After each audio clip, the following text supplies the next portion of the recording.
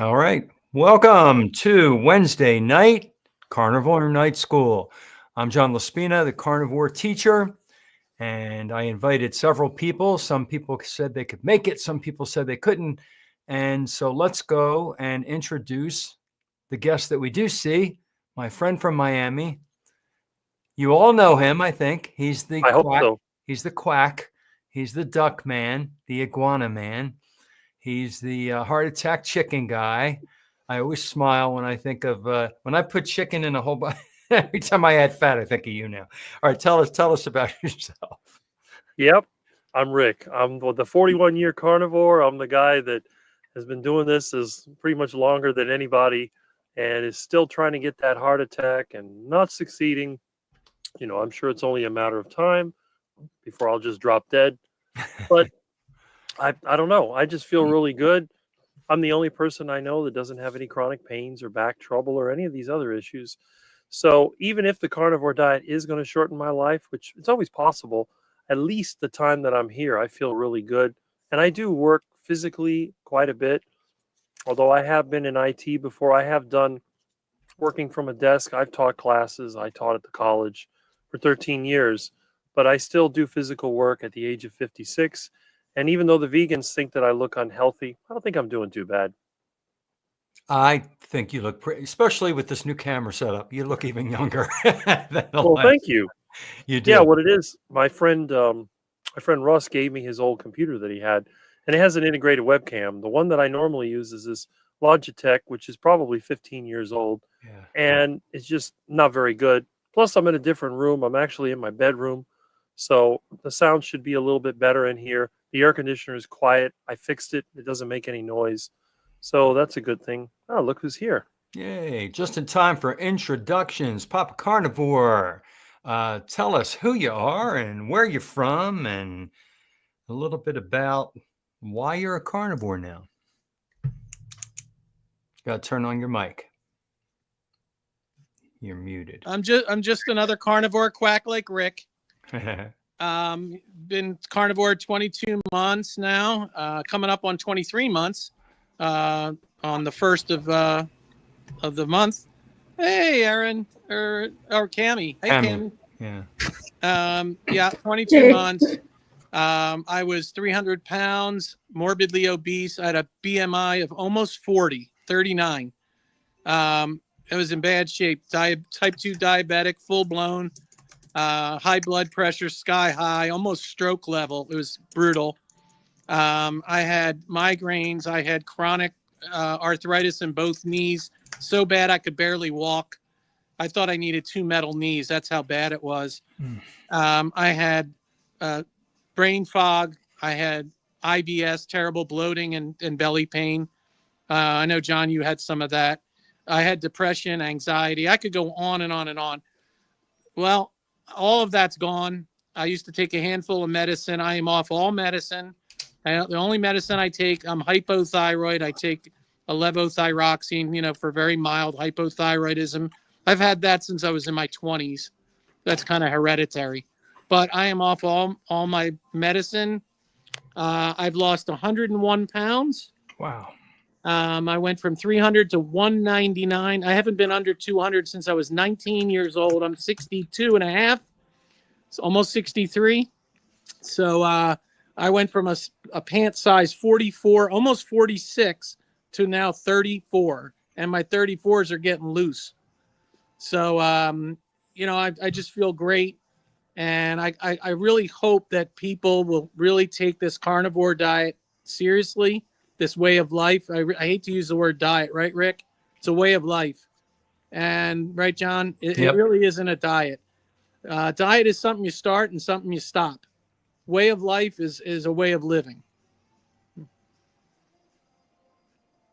All right, Cammy, welcome. Thanks for coming on. If you could unmute and tell us a little bit about yourself and how you came to carnivore quickly. My name is Cammy. I just got tired of feeling bad all the time, and I kind of was struggling with intermittent fasting, and I just didn't like being hungry. And so I looked up how, kind of a fasting mimicking diet. And a lot of those videos pulled up carnivore videos. And so I started looking into carnivore, and it seemed like the perfect thing because you can eat and not be starving and still get healthy. And I did. I lost a lot of weight. My body doesn't ache as much and in the same way as it did before.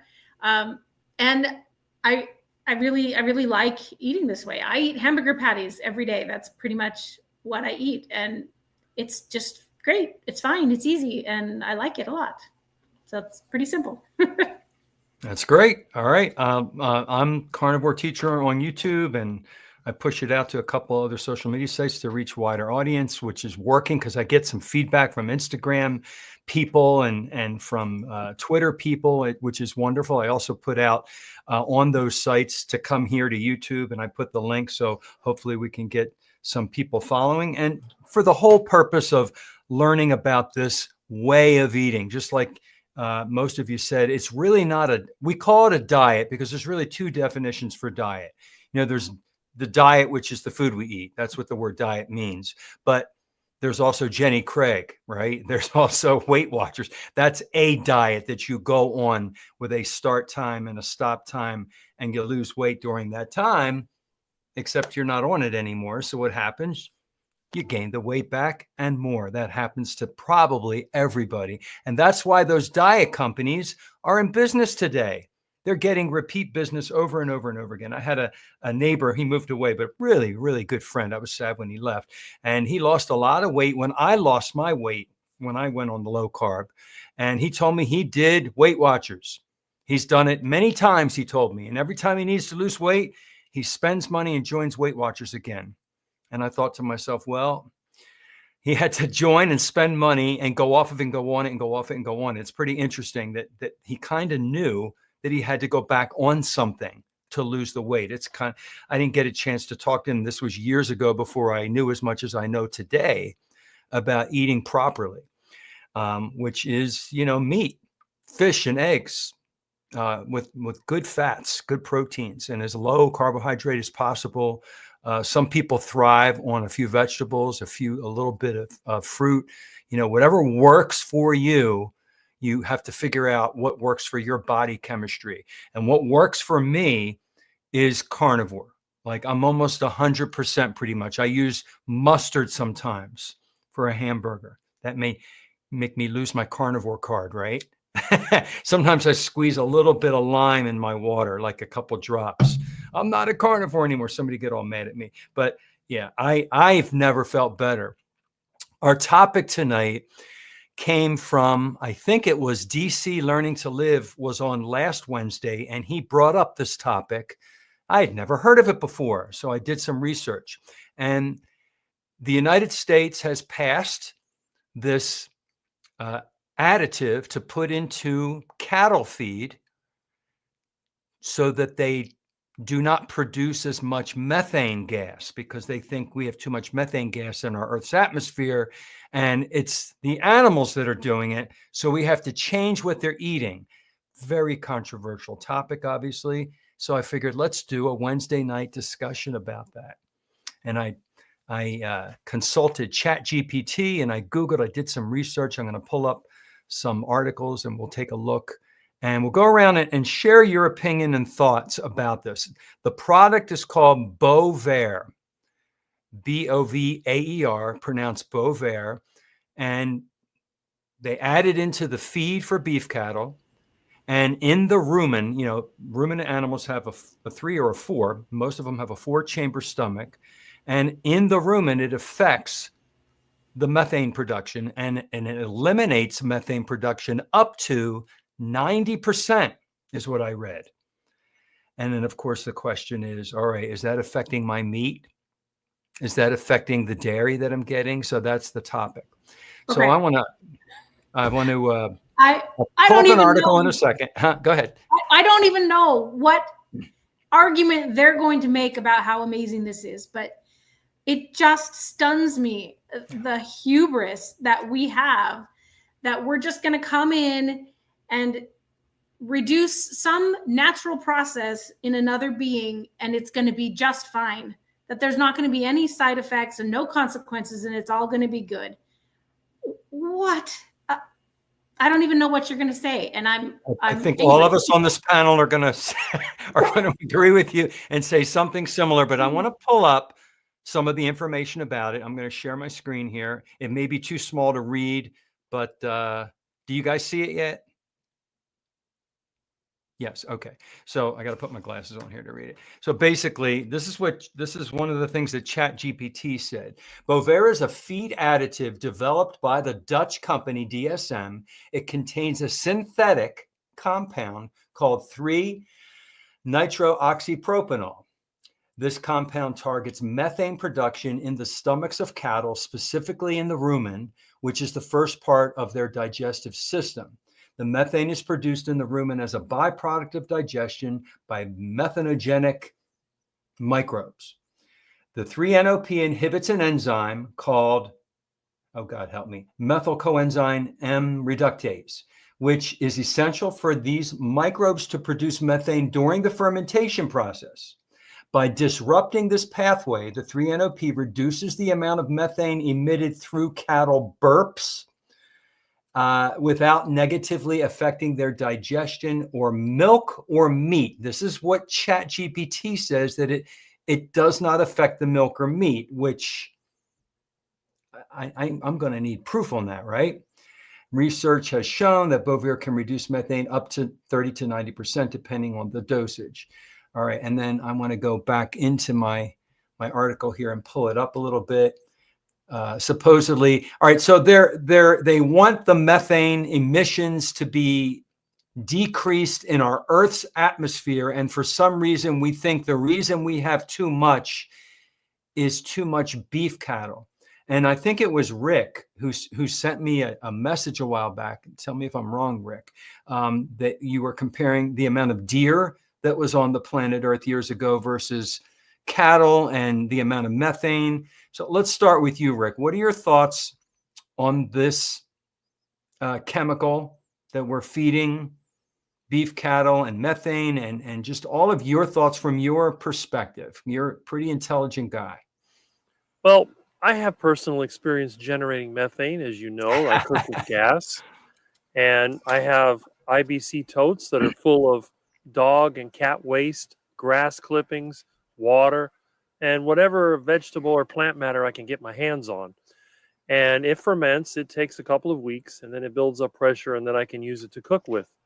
But the interesting thing that I found, this process takes quite a bit of time. Now, in order to get it to work, you have to have the right combination of bacteria, and it has to be anaerobic or without oxygen. So what these additives are doing, I think it was nitrooxypropanol or something like that. They're basically oxygenating the stomach, which basically eliminates a lot of the bacteria that produce methane. But there's a problem. When you eliminate those bacteria, not only does it change the pH of the stomach, but it may be possible, and this is just a theory that I have, is that the other bacteria that help the cow or any other animal break down the plant fibers will be negatively impacted, and they may even have pathogenic bacteria. So giving them this feed in a constant supply, that may actually start digestive issues with cattle that we haven't had before. They could be the next ones getting IBS. Now, again, when they test these products, they do them under controlled conditions. And I'm sure they try different types of feed. But my concern is when you start playing around with the natural bacterial flora inside of any living thing, and this is true whether it's your soil, an animal, or even yourself, you can have unexpected effects. Now, one thing that they tried years ago, this was probably 30, 40 years ago, they started feeding seaweed to cattle. This was an attempt to try and reduce the methane production back then. And it worked, but they had problems. And one of the problems is that they were getting backups. They were getting like, it's almost like colic in horses, but they were getting irritation that was causing the cattle to have digestive issues because, you know, the fiber that's in seaweed is a little different than the fiber that you find in grass. So as the bacterial colonies change, and again, cows have that multi-chambered stomach that they use for breaking things down, but they have another stomach that's used for digestion. and cattle have a more alkaline stomach than we do. And when that bacterial flora changes, it can cause all kinds of other issues. In fact, they were having trouble with diarrhea in cattle. They were having trouble with losing muscle mass and all these other problems. So this has been done before. And I don't really see the point of this, because the other thing that they don't talk about is that the methane that's produced by cattle would generally be reabsorbed in the environment. If you think about deer, buffalo, and all these other animals, on the surface of grasses and trees, there's a type of bacteria known as I think it's called methanotrophic. And what they do, these bacteria thrive on methane. So when additional methane is produced in the environment, these bacteria actually use it as a fuel source. You can find this also in wetlands, because one of the biggest emitters of methane is wetlands, because all this plant material is fermenting underwater, which means that it's basically without oxygen. It's anaerobic. But you don't really see a lot of emissions from the wetlands in general, because as the methane goes through the environment and moves around, some of it is redigested by the plant life, which has the bacteria on it. I think the biggest problem is when you concentrate cattle in these feedlots, that's when you start to notice this sort of extra methane being in the area. But the other thing too is that methane is produced from biomass. The biomass recycles, plus the methane in the atmosphere breaks down in a few years. So there's no real proof that the amount of methane is going up. Now, what is increasing methane? We humans, we use natural gas. There's a lot of leaks, a lot of releases, garbage dumps, landfills. And I had an article, I'd have to look for it, that shows how much methane one landfill puts out compared to, I forget how many thousands of acres of cattle it would take to equal the methane being produced by one landfill. So there's a lot more to this they're not telling us. And I think it's up to us to do the research and figure out really what's going on. You had a lot in there, and that was great. Landfills, gas leaks, things that we have control over. We have control over those, and we're messing with the cattle. And one thing I took away from your discussion there, Rick, is that cattle have a species-specific diet, and adding this feed is not natural. It's not. They're not getting it naturally on the planet Earth ever. And we're artificially putting something in there to tweak something in the environment that, what if we were to eat that stuff? What does that do to our digestion? Are we going to get IBS? Are we going to get diarrhea? Maybe the meat is not affected and the dairy's not affected, but the poor cows, are they having cramps? Are those poor beef cattle going to die sooner? Good points. We don't know the answer to a lot of these questions yet because it's too new. Peter, what do you think about all this stuff? Well, I think what obviously this whole thing is preposterous. It's unnatural. It's crazy. I think Cammie, her visceral reaction has got to be the same reaction of every single keto, carnivore, proper human diet person on the planet Earth, and maybe even most people. But when you start messing with the stomach acid and pH, as Rick was discussing, and you start changing the microbiome, remember, even in humans, it's different. On a carnivore, our pH is much, much, much lower. It's much more acidic in a carnivore than in a herbivore. When you start changing and changing the way that pH works, the main thing that a cow or a ruminant animal, when they're digesting, they need what they have as far as whatever acids they do have in there to be able to take that fiber and break that down into short chain fatty acids. So if you start messing with that to the point where they can't get the protein, like Rick said, they can't break down that fiber into as much protein, what's happening? Well, now you're going to have cattle that are going to have less muscle mass, less, yes, it is going to affect the meat. Okay, it's going to affect the muscle. Well, what are we eating? What is meat? Meat is the muscle. So, there's just so many things that we just don't know. And I just find it horrific that they say there is absolutely no effect on the meat and any of this stuff. That's just impossible. Okay. And since when are we, these studies, who do you think is paid for the studies to tell you that? It's the feed companies. It's the chemical companies. It's the big food in big agra. Okay. I guarantee you, if you check the study that is saying that this is okay for human consumption and it's fine for the cow and the meat is unchanged, what chemicals do they put into that feed? What else are they putting into that feed that is getting into our bodies? Yeah, I mean, so I just think it's a very dangerous proposition when you start messing with what a cow should eat. I mean, a cow should eat grass. I mean, yeah, maybe at the end, if you want to throw in some grain to fatten them up, make the meat a little more fatty, at the end, okay. But when you start changing the entire gut microbiome and God knows what chemicals they're putting into this feed, it's not going to end well. I agree with you 100%. I really do. And I'm hoping they're going to have a lot of farms that will refuse to use the feed. And I'm hoping that they're required to put on the label of our meat that they use that food. So we can choose to buy it or not. Now, we may not have a choice. It may all be that way, but at least we see the label. I'm hoping the FDA is going to require that because they're adding something. They're not telling us. So supposedly they're supposed to tell us everything that they're doing. I mean, we've got to trust them. Cammie, I know that you think it's preposterous, and God, what's wrong with you for thinking that? Okay, I grew up watching science fiction movies. I've seen this movie before, right? Like the scientists come in and they're going to save us all, and they change something, and it doesn't turn out the way that they thought because we can't foresee everything. We can't foresee every consequence.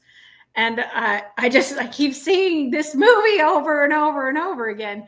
So I think it would actually be wonderful if it comes out and it does something terrible, because then they'll stop it. But it probably won't be terrible enough, and we'll limp along and just have to deal with it for a long time.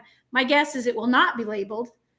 I hope that farmers that have a choice choose not to let someone else test it out.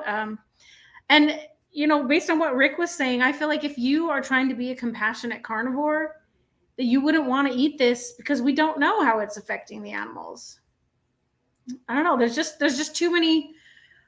There's just too little trust. I just don't trust anybody that's running the tests. I don't trust them because they lie to us constantly. They want us to think that, fake meat, pretend meat, or, cell cultured meat, it's all fine. It's all the same. There's nothing wrong with anything we want you to put in your body. Is just, I can't trust them. I hear you there. It's not a simple concept to trust. And yet we have to eat food, and we carnivores like our meat. And a lot of us don't have access to farmers that we could talk to so we know how the cattle's raised. We have to rely on going to the store. So what are we going to do? It's just we educate ourselves. We do the best that we can. Like, I didn't know the difference between a regular egg, an organic egg, a cage-free egg, a pasture-raised egg, and they're all different. The hens live in all different environments, and it makes the eggs different, have different choline and omega-3s and all these different nutrients in them. And that's just the environment and the food that the hen is eating. So the egg changes. So obviously, I just think it makes common sense. If we add this, change their pH level, change their methane output, what the heck else is it doing to the rest of their body? I think if we were to take that stuff and we were to fart less, what would that do to our bodies?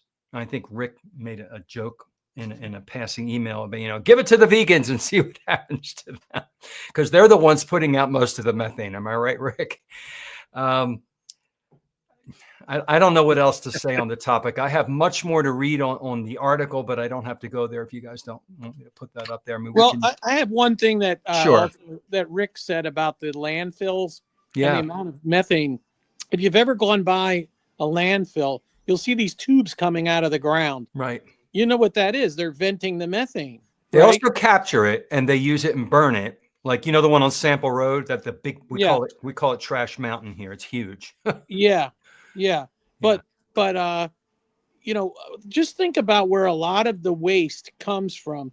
These vegans and typical Americans are buying all these vegetables and all these fruits, but mainly vegetables.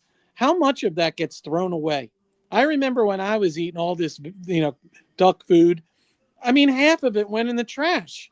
It would go bad so fast you couldn't, you couldn't possibly eat it all. So all of that vegetable matter, where is that going? It's going into the landfills. And so, like Rick's doing, capturing his methane, and stuff. Well, that's where a lot of that stuff's going. If we were to have more people eating meat instead of eating, and wasting, because nothing goes to waste. I guarantee you, nothing goes to waste when I buy meat. I even save my bones when I do my steaks. Now I've got them in a plastic bag in my freezer, and I'm going to make bone broth. I just bought a Instant Pot, slow cooker, and I'm going to start, making things in that. So I just save everything. I eat the fat, I eat the meat, I eat the connective tissue, I eat anything that's not bone. I eat it. So less waste. I'm in agreement with you. Mm-hmm. Okay, guys, just jump right in and share more thoughts in your head. If you've ever seen my videos, you can see what I put in my garbage can, and it's just stuff it's just trash. I don't think I've ever thrown out any garbage in my life. Even when I do have fruits and vegetables here, when they go bad, they go to the ducks. They come from the yard. So any fruit and vegetable you'll find in my refrigerator came from my own yard. I don't believe in buying that stuff from the store. And the other thing too, you have to realize when this stuff is produced, not all of it is harvested. Like, let's say you're growing tomatoes, probably 25% of them are going to be left in the field to rot. And of course, that stuff's going to rot. Then you have stuff that gets damaged in transit, that gets thrown away. And meanwhile, this stuff is just fermenting. Every time you've been behind a garbage truck, you know how bad that smells. So when you have that bad smell, there's fermentation taking place there. It's a constant waste stream. Every apartment building has giant dumpsters. Every restaurant, every shopping center, they're throwing all this stuff away, and it's all fermenting. Because the thing is, they don't pick up the garbage every hour. Something goes bad, you're going to throw it in a can. It's going to sit there for a few days. Meanwhile, it's fermenting, it's producing methane. Then it's picked up. Usually they put it in plastic bags. It's fermenting in there. Then they put it into a truck. Then it gets compacted. Then eventually gets put in a landfill.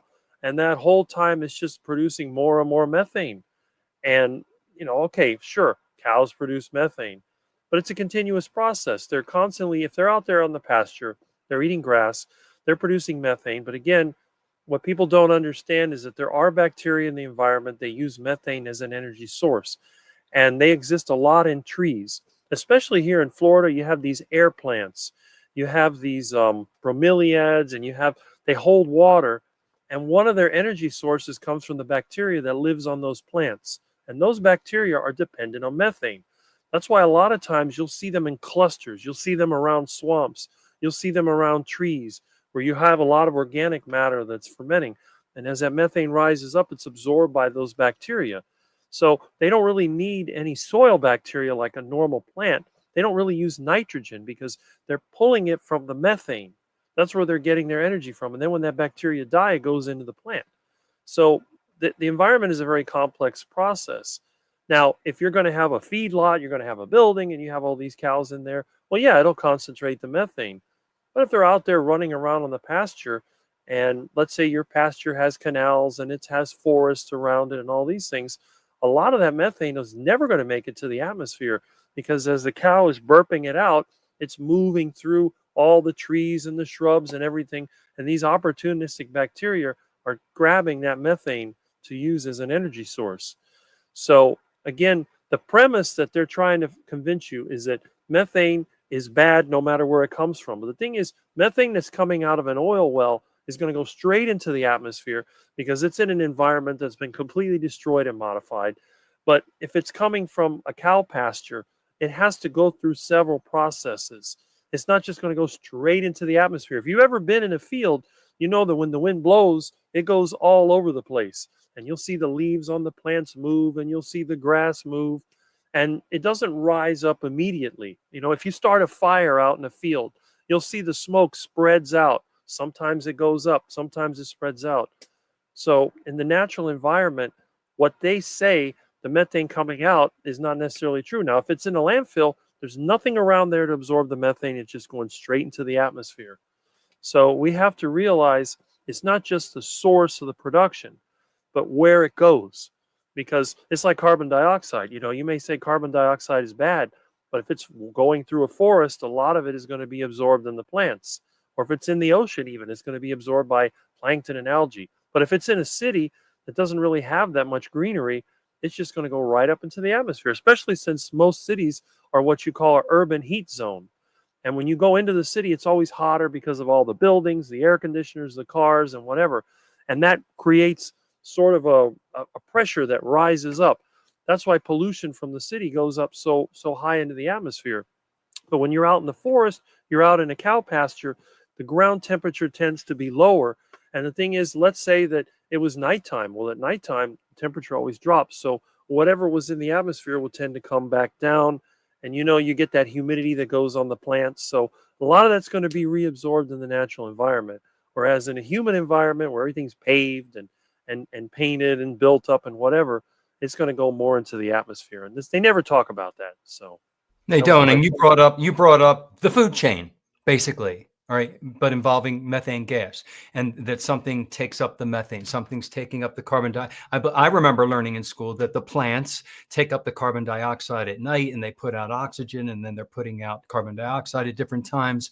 And it's about education. It's about what is happening in nature naturally with plants and animals, and we shouldn't mess with it. And yeah, we are, what are we, how many billion people are we on this planet? Are we at like 7 or 8 billion now, something like that? When I used to teach it was 4 billion. It's growing exponentially. So we are creating more of this cement and pavement and buildings and landfills. We're the ones generating all this pollution and methane. And I don't think we should mess with nature. Look at Ozempic. It's an example. We don't know what the long-term effects are of Ozempic yet. We don't know what the long-term effects on cattle and the meat is going to be yet. I mean, there aren't any long-term studies on these things, maybe some little short-term studies. Glyphosate, I was in an argument, my gosh, it went on to like 300 posts on Twitter. I'm almost sorry I put it on there about glyphosate being harmful. And a lot of people think it's not harmful. And we honestly don't know the long-term effects of how it's affecting our genes and chromosomes because it's not old enough yet. Well, actually, we do know that glyphosate is harmful. I mean, glyphosate is like Roundup. It is. But the long-term effects we don't know yet. No, but genetic deformities and things like that. Yeah, but we do know that it's not good. Yeah. And so I got to tell you, a lot. I never had thought until people, I guess it was Kerry from Homestead How was talking about glyphosate, and he was really getting that in the forefront of my mind. I always knew there was pesticides on fruit and vegetables, but boy, the more he would throw that at me, and the more I thought about it, the more I'm like, man, I don't want that stuff in my body. So why should I eat any plants or fruit? And even if you try and wash it off, right, Rick, it's in there. It's all throughout. Well, there's certain fruits that's only on the outside. There's certain fruits it gets into it. You have to understand how glyphosate actually works. What glyphosate does, it's almost like an antibiotic. It attacks certain bacteria that are in the soil and in the plant. And I discovered a long time ago when I was working with these native pine trees that we have here in Florida that they're very hard to get started. They're very hard to transplant. And what a lot of people don't know is almost every plant has a coexistent relationship, sort of what they call a mycorrhizal relationship with fungi and bacteria. And when that relationship gets disrupted, then that will cause fungal infections. It'll cause plants to die and so on. So what glyphosate does, and originally it was designed as a pipe cleaning solvent that they used back when they were putting in pipelines, I think for the oil industry. And they found that if they spill it in the ground, it kills everything around it. And glyphosate is not a very toxic material. I mean, it's not an chlorophosphate or any of those other things. It's glyphosate, which is actually not an organophosphate. It's similar, but it's not immediately toxic. So the idea was they could use this chemical, and they did animal tests, and they found it didn't really have that much of an effect on rodents and stuff like that. But what I noticed is that every time that the county sprayed the canal with glyphosate, all the ducklings died. So certain animals are very sensitive to that. I think humans are one of them. Then I found out later on, thankfully I wasn't eating the stuff anymore, but I found out that they sprayed oats with glyphosate as a way to kill it off and make it easier to harvest. And then I discovered they do that with other crops like canola. So, and then you have the Roundup Ready. And remember, Roundup is not just glyphosate. You have soaps and you have other chemicals that are added to it. They put soap in there so that it sticks to the plants and then it can penetrate the cells. So even though glyphosate is bad, Roundup is probably worse because it makes it absorb more readily. And I don't understand how anybody can use it. I had friends that used to use it. I've talked all of them out of it. They would, they had these commercials and, one shot, no weed. And, they were always trying to get everybody to go against the weeds. And I said, look, who cares about the weeds? I don't spray the weeds in my yard. I don't have weeds in my yard because once the environment is balanced, it seems like the weeds are no longer a problem. Plus the ducks, they love to eat weeds. And once in a while, I'll get some weeds in the cracks of the sidewalk. I'll just pull it out. If there's something in the way, and I don't care if there's mixed grasses and stuff. I don't have a lawn anymore because I got rid of it. I think that having lawns is stupid. Unless you're raising cattle, why would you want to have grass? You might as well have your yard with big trees, garden. If you look at my yard, there isn't a single blade of grass anywhere in my yard. Only along the swale is where I have it because I don't see the purpose of it. You have to spend all that time. Then you got to spray the weeds and you got to edge and you got to mow. And then you know how it is here in Florida. It's so hot and humid. Most people pay somebody else to do it, but I'm not going to do that because, again, it goes against my principles. I don't want to hire somebody to do a job that I won't do myself. That's kind of the way that I've always lived my life. That's why I don't like eating fruits and vegetables because I wouldn't want to be the guy out there picking those fruits and vegetables, bending over in the hot sun to pick the tomatoes or to pick, the carrots or whatever. I mean, I'm sure a lot of it's mechanized now, but I wouldn't want to do. You think I want to go out there and harvest avocados? No, it's not my thing. But if I have a tree in my yard and I can harvest it, that's no problem. I go out there, I harvest bananas, avocados, mangoes, whatever I can give to my friends. That doesn't bother me. But I think this whole commercial, the pesticides, the herbicides, and all this stuff is ridiculous. You have thousands of acres of monocrops, and then you get diseases and you get pests. And it's just like a constant chemical cocktail to keep these things alive. It's like when you grow houseplants, they have to be carefully watered. You have to put fertilizer and chemicals because they don't have the ecosystem. It's the same thing with these farms. And if you think about it, you have these large fields. They're not really benefiting the environment in any way because you have to constantly spray chemicals and then you have to plow and then you have to, it's just a complete mess. So I would much rather see that as a pasture because a pasture could be mixed. You can go out there and remove certain things and till the pasture once in a while, but you don't have to constantly do it like when you grow vegetables. So again, the glyphosate wouldn't be necessary if we just didn't care about weeds and we didn't have to raise these monocrops. We wouldn't need Roundup Ready corn if we're not raising corn on a large scale. And again, I'm not saying that corn is bad. There's nothing wrong with feeding some corn to your cattle once in a while. But, if you're going to grow these massive fields of corn and then you have to spray all these chemicals on it, that can't be good for them. You imagine they're eating all this corn that's full of glyphosate? I would think that just regular grass seeds would probably be a lot better for the cattle than this monoculture crop. What a lot of people don't know about genetically modified fruits and vegetables, they genetically modify them to resist glyphosate so they don't die. They grow, but all the stuff around them doesn't grow and choke it out. So that's what GMO is for. All right. And so whenever you see something that's genetically modified, now you know why. It's to resist glyphosate. So the glyphosate's being sprayed all over those plants. All corn in the US, probably 99.9% is genetically modified. Popcorn, cornmeal, everything having to do with corn. and a lot of the wheat too. Yeah, so that's why what I try and do at this point is I stay away from all that stuff. Yeah. You know, I stick to the meat. You know, eggs, butter, beef tallow. I mean, you know, some seafood, but that's what I'm living off of. I mean, I just everything else at this point, it's got chemicals and pesticides and glyphosate. It's God knows what they. I mean, there's chemicals that God knows what some of these farms or farmers are using. You know, stuff from Mexico, from China, from God knows where this stuff is being made with very little controls. You know, and you just don't know what you're getting. You know what I mean? And the other thing that really bothers me, I feel like I'm talking like Rick, because you know let me tell you what else bothers me, Rick. It's all these chemicals that are out there, and you have absolutely no idea what you're getting, and we have no clue what they're spraying on half of this stuff. So that's got to scare everybody to death. I mean, I just feel like I don't want to put any of that stuff in my body. And look, if I get a little bit of that bovine, whatever the heck it is, feed, at least it's going through 4 chambers of stomach. And at least that's, you know, if I got to pick the worst of 2 evils, I'd rather have that than the glyphosate, the chemicals, you know?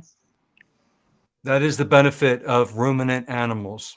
Yeah. That rumen filters out And much of it. But with this Bovaer, though, we're putting it, it's affecting the bacteria in their rumen. That's the only difference. We could talk about all these other chemicals, except for this new feed, that they're messing with our rumen now, with the rumen that we're depending on for our good meat. So I have a little bit of hope because do you guys know who Joel Salatin is? And I don't know if he's accepted the position, but he was offered a position to be an advisor to the secretary of the USDA, which he is a smart guy. And I hope that he can direct, you know, things like this, at least make sure that it's labeled, or, you know, at least let people have a choice about it. So I have hope because of him. So hopefully that is hope. Yeah, I do have a little optimism that at least in this upcoming administration, and we're not going to talk politics on here, but we've got somebody that's thinking our way, at least. That's at the very least. So I have a little bit of optimism. I think you know where I stand politically, so I won't go there. And I don't want anybody else to go there on this show. But hoping that some of the things will start turning around in a better direction because of RFK Jr. and let's hope he can actually do something. And they're, you know, Anthony Chafee, they're hoping is going to be asked to serve, as well as Dr. Ken Berry and some other people. And if they get asked, you know, who knows, we may see in our lifetime or in the next 4 years, some changes that are finally, you know, better for all humans and our food. I know that all the rest of you on the screen, we feel good that we're carnivores because we know what nutrition is. We know better than the average person who thinks it's the food pyramid.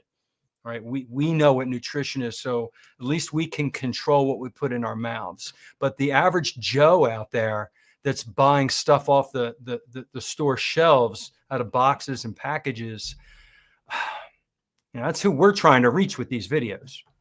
Yeah, but it's not going to make a difference because the problem is our system is run on a central banking model where they can print money out of thin air to cover up anything. And the thing is, they profit from our suffering. So the more of us that get sick, the more of us that have problems, the more people that have to go into debt, the richer they get. So that's the thing. So they really want to have people kind of caged up in some little pod that they live in, and they go to their job, and they don't want people to be independent. They don't want people to have their own food source. They do everything they can to discourage that. And I think the worst thing they would ever want to see would be a population of people who were relatively healthy and independent and able to make their own decisions. Because then when they come up with their nonsense, we would go, no. It's like me, you know, people tell me nonsense and I shake my head. I go, no, it's not going to be that way. "Oh, Rick, you're so negative." I said, "I'm just telling you my experience. This is just the way it is." And I think a lot of times people forget that. They get excited. Now, again, I'm not saying that good things won't happen, because we're here, we're out there, we're talking, like, for example, me, I only got 3,000 and so subscribers. What am I going to say? Most of us have less than 10,000, or maybe only a few hundred, who knows. You got the popular ones out there like Ken Berry with all the people following him. Sure. And then you got the popular guys like, what's his, Homestead Howell, what's a Carey, he's really, everybody loves him because, he's able to talk and whatever. And sure, I mean, they're sincere, but I think that in the end, it really comes down to each one of us. We can't expect the system to be fixed. All we can do is to try to fix our own environment, maybe our families, maybe the people that we know. We network with each other. We find ways to get our meat and what we need. And then whenever we're asked to, we can share with others. But my experience is when you get your hopes up, they're always going to be let down. There's always the system that's going to just try to make you miserable. And the thing is, what they'll do at first, they'll ignore you. Then eventually they'll see you as a threat. So they try to make fun of you, and then they attack you. So it's like those 3 stages. And it's just what we have to do. We just have to keep going our way. And even like my vegan friends, they're constantly trying to convince me that I'm unhealthy, I look terrible and whatever. But I said, look, I'm the only person I know that doesn't have any back issues, feels good, always has plenty of energy. If this diet's going to kill me, it's a great way to go. And we got the rest of us, they can look at all of you, they can look at me and they can laugh. Oh, Rick, you've never been obese. You've never been sick. Okay, fine. But then you see all the other people. I had this, I had that. I went to the carnivore diet. Now I feel better. I've lost weight. My energy's up. My brain fog is gone. I feel great. I can hold a conversation. I don't feel like I don't know how they'd put it, shy or anything like that. It motivates you to do stuff. And again, people say, oh, you just got to eat less and move more. Well, how are you going to move more when you feel like crap? So again, this is really important. And I think that's the only thing that we can do. Yes, we can look to these people in the government. You can try to contact them. Maybe if you have influence, you might be able to convince them to do something. But remember, the people at the top, they thrive on our failure. That's the thing you got to remember. You're right. And also, I was just going to say, just remember, they're not going to go down without a fight. Big food, big pharma is not going to go down without a fight. And this is going to be battle royale. Okay. And so you're going to see a fight to stop RFK's nomination. There's a lot of people in the big food, big pharma, and a lot of these senators that they're, I don't know if they're on the take, whatever you want to, they got a lot of influence, but there's going to be people that are going to fight that tooth and nail. Trust me. Money. Whenever there's money involved, there's greed. It's corruption, and there's your greed and corruption, and it trickles down very quickly to us. And then they don't want us healthy, but I saw a meme where they showed a person in a hospital bed, and they showed a person who's healthy, and they showed a person who's I forget what the other picture was, but they want you right in the middle where you need their medicine, you need their services, you need to be sick, because that's where the money is generated. Just imagine if everybody in our country was healthy and we didn't need the pharmaceuticals as much, and we didn't need hospitals, emergency care, the foods. I mean, so many things would be out of business. All the diet companies would be out of business. But I think it contributes to our country's stability, our country's strength. If we're healthy and strong, that makes our country stronger. All our army, our navy, for all of our soldiers are stronger. We're all stronger. They're not looking at the benefits. We are weak as hell when we're unhealthy and sick and dependent. And I don't think they're looking at that. They don't. Their eyes are fogged over by the dollar signs. They don't care because they can create money whenever they want. Exactly. They can also print it. You're right. It's pretty bad. Back to Bovaer, our topic here. What can we do? I think that if you have a farm that you can drive to and you can have a conversation with the farmer, and your meat is they're not feeding the cattle that feed, that's one thing you can do. You can eat things other than beef. All right. There's pork. There's poultry. You eat a lot of poultry, Rick. I love fish. I eat a lot of small fish, hen eggs, chicken, pasture raised eggs. So there's a few other things that we can do if we really don't want to eat that meat. And I am hoping that they have to label it. I really am. They label everything else. Do you think it's going to end up in other animals' feed? That's scary. Yeah. I don't know, because I don't think those other animals emit the methane that they're afraid of. They need to be educated, like on what Rick just shared with us, and about the ecosystem and about the circle of life and the food and the gases. And, you know, we're interrupting that. And I don't think, do ducks shoot out that much methane there, Rick? Well, I don't know. I mean, they do poop a lot. They poop a lot. Yeah, I step on that on our paths here.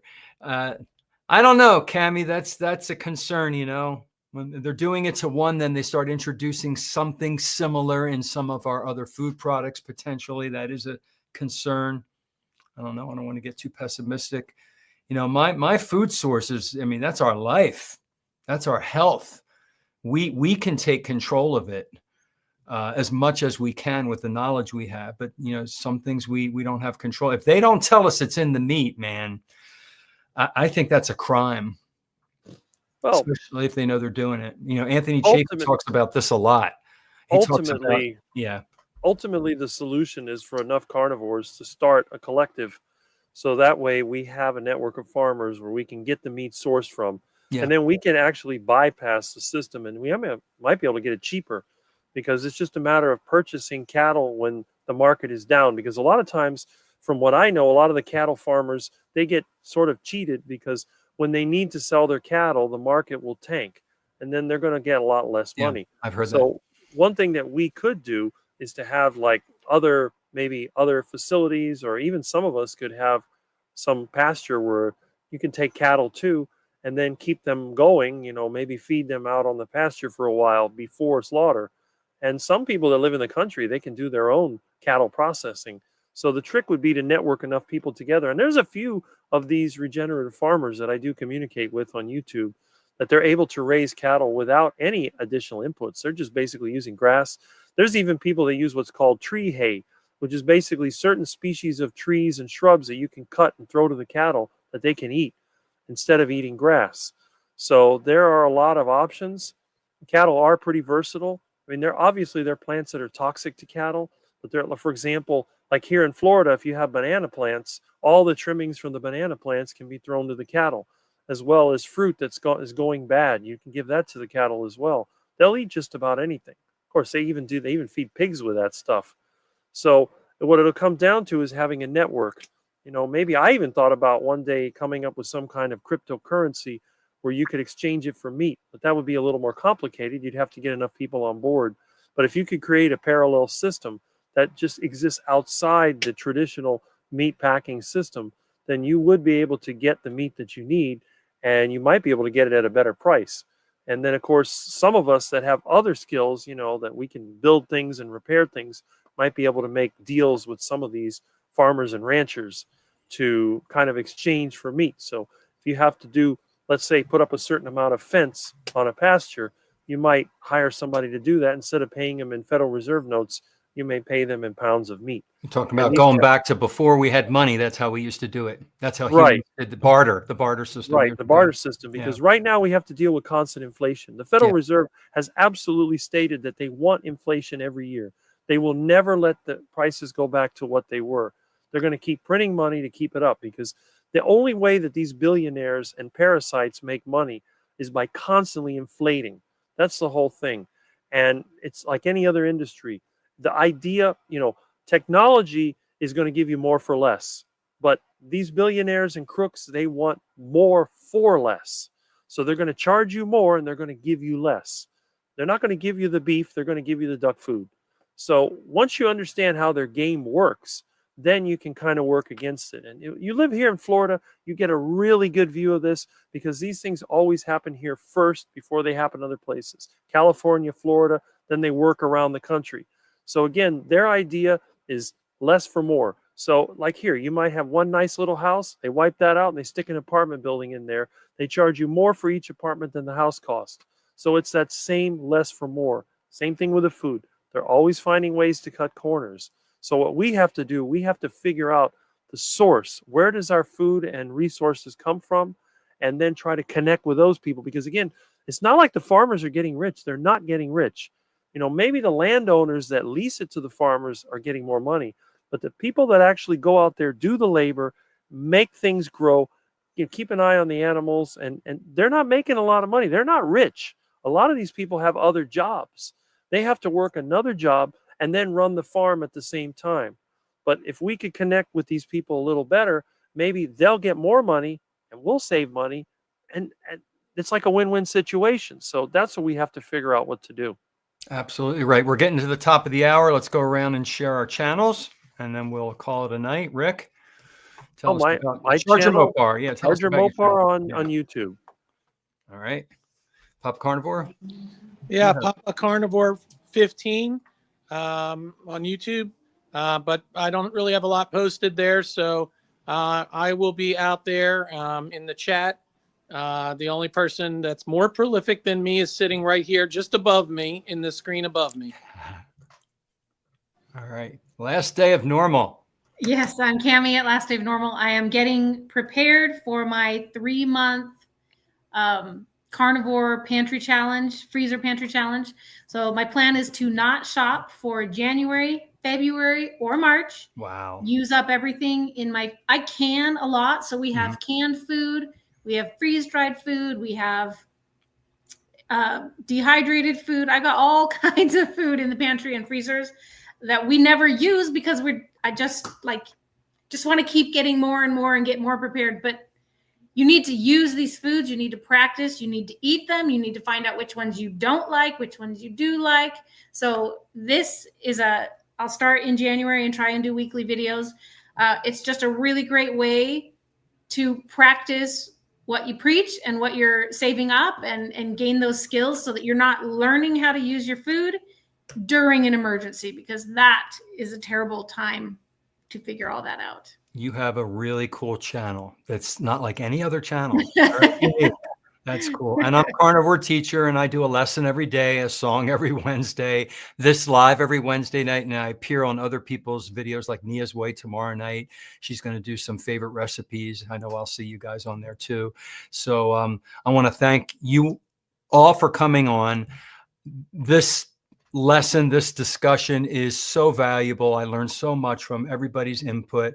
Rick, you're our resident professor, it seems to be, on each Thursday night. I learned so much from you, man. Thank you. I appreciate it. The only thing I missed tonight, I didn't see any show and tell tonight. Yeah, Rick, because he's not in that room. Where's the cat? Well, I locked the cat out in the rest of the house because he is a little bit of a monster. I didn't even think about that. We miss Milton. Where's Milton? He's probably sleeping on the couch. He climbs over everything. I could let him in water here. But... bottle. Oh yeah. These are my every room has a phone. There you go. Oh, like we used to years ago in the 70s. We had all the extensions. And if you notice, the show and tell is actually the background. You see, it's different than the others. Right, Cammy? You see what's up here? That's neon. Yeah, neon lights. So Rick is your resident professor. I'm your resident emotionally unstable adult woman. You're in good company. Hollywood. Mopar, yeah. Oh wow. Yeah. I had friends in high school when we first started driving in 11th grade. They went on and on about their Mopar parts and everything. Yeah. Oh wow. Yep. Fun. The other part of the room, I have so much stuff in here you wouldn't believe it. There's stuff all over the walls, What I hate these houses they have nowadays. I call them the white, gray, and black boxes. Because every time they get a house now, they paint everything white, black, and gray, and it's a box. I hate the white. As soon as I moved into my house, I painted the walls. All right, guys, we got to get going here. I'm going to end it. And you'll never see that in my place. I know. Bye.